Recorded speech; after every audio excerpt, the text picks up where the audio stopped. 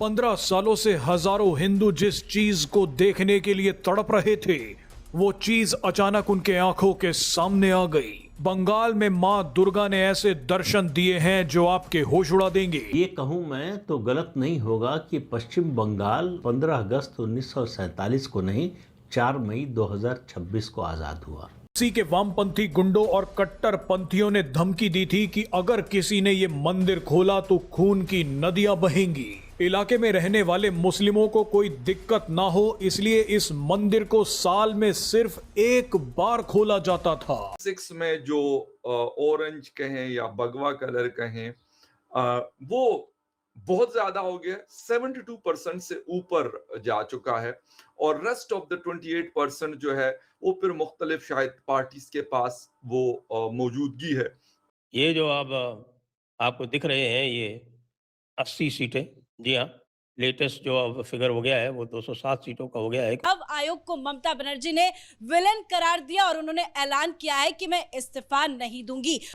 कि booth capturing की गई, ईवीएम्स में गड़बड़ियां की गई, दबाव डाल के जो है गलत वोट्स डाले गए, इस तरह के तमाम उनके आरोप उन्होंने लगाए हैं। इसमें मोदी को बहुत ज्यादा सबकत मिली है दूसरी पार्टीज के ऊपर और अपोजिशन को तकरीबन तोड़ मरोड़ कर रख दिया है बीजेपी ने।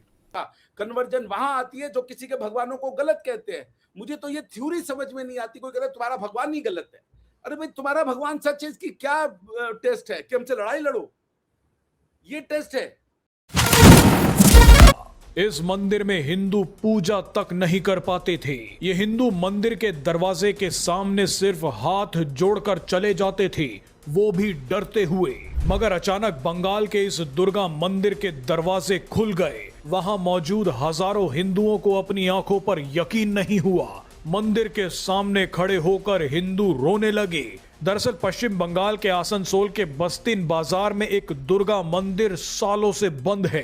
कारण बताया गया कि आसपास रहने वाले मुस्लिमों को इस मंदिर से दिक्कत है। इस मंदिर को साल में सिर्फ दुर्गा पूजा के दौरान ही खोला जाता था, वो भी पुलिस की सुरक्षा के बीच। रिपोर्ट्स के मुताबिक कोर्ट के आदेश के बावजूद टीएमसी के गुंडों ने इस मंदिर को खुलने नहीं दिया।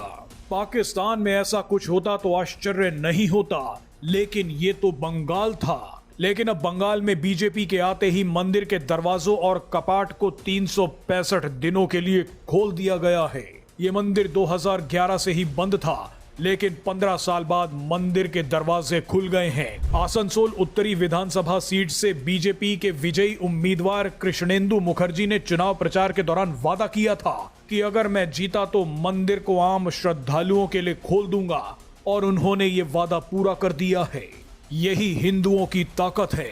वहां पर क्या हो रहा है? इंडिया के अंदर 4 स्टेट्स के अंदर इलेक्शन हुए हैं। एक छोटी स्टेट है, 3 बड़ी स्टेट्स हैं। बहरहाल 4 स्टेट्स के अंदर इलेक्शन हुए हैं।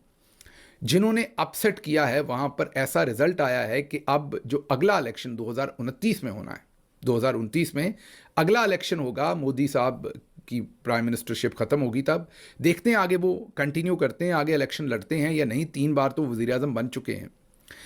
लेकिन इसमें मोदी को बहुत ज़्यादा सबकत मिली है दूसरी पार्टीज़ के ऊपर और अपोजिशन को तकरीबन तोड़ मरोड़ कर रख दिया है बीजेपी ने।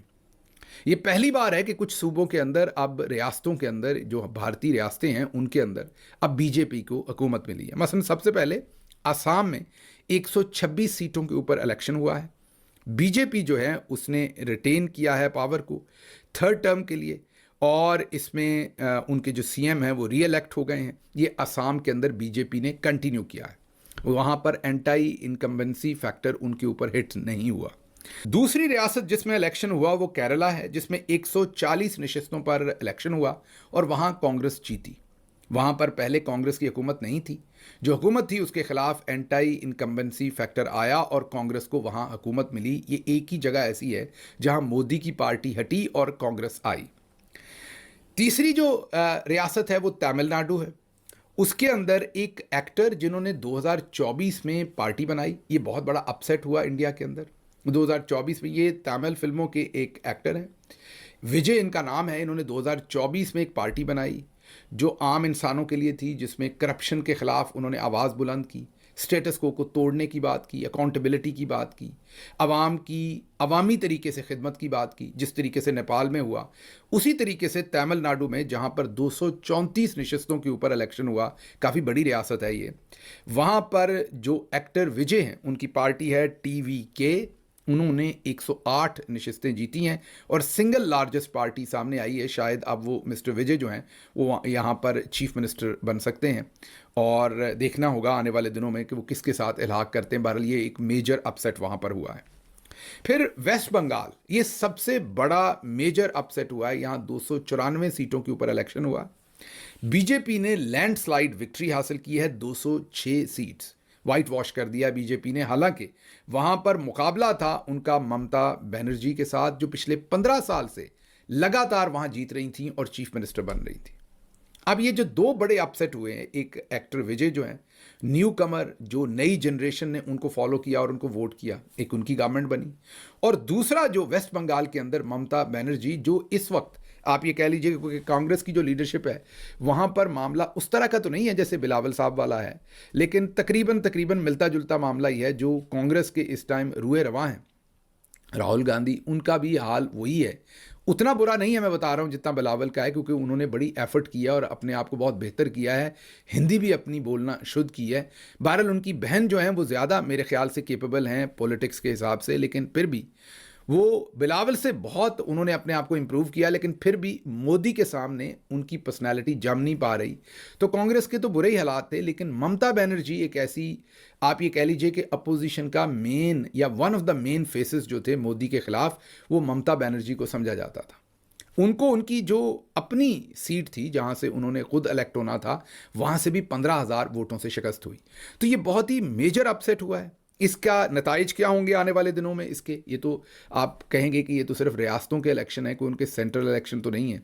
इन दोस्तों आपका फास्ट नॉलेज फैक्ट में स्वागत है। पश्चिम बंगाल के आसनसोल में बास्तिन बाजार स्थित एक दुर्गा मंदिर को 15 से 30 वर्षों तक बंद रहने के बाद 5 मई 2026 को फिर से खोल दिया गया है। यह मंदिर प्रशासनिक प्रतिबंधों और स्थानीय तनाव के कारण बंद था, जिसे बीजेपी की जीत के बाद स्थानीय निवासों और कार्यकर्ताओं ने दोबारा खोला है। इसके इलाके में उत्सव का माहौल देखा जा रहा है। वहाँ पे लोग खूब ज्यादा नाच गा रहे हैं। जिस तरह से पश्चिम बंगाल में माहौल था, लगता नहीं था कि बीजेपी जीत पाएगी, लेकिन बीजेपी ने अपनी पूरा दम दिखाया और ममता बनर्जी को पूरी तरह से साफ कर दिया है। लेकिन उनका अभी बयान आया है जिसमें उन्होंने कहा है कि वह अपनी कुर्सी नहीं छोड़ेंगी, यानी कि रिजाइन नहीं देंगी। इसके बाद से अब बीजेपी क्या करती है, इसे देखने लायक होगा। इसके अलावा इस चुनाव को लेकर कई पाकिस्तानी और बांग्लादेशी भी हैरान नजर आ रहे हैं। उनका मानना है कि वहाँ पे कट्टर विरोधी पंक्तियों का जो माहौल था वह अब पूरी तरह से समाप्त हो जाएगा और वहाँ से कई सारे लोगों को अब साफ करने का काम बाकी रह गया है, जिससे वहाँ पे काफी ज्यादा अच्छे सुधार हो सकते हैं और कई सारे बांग्लादेशी जो आए हैं उन्हें निकालना है।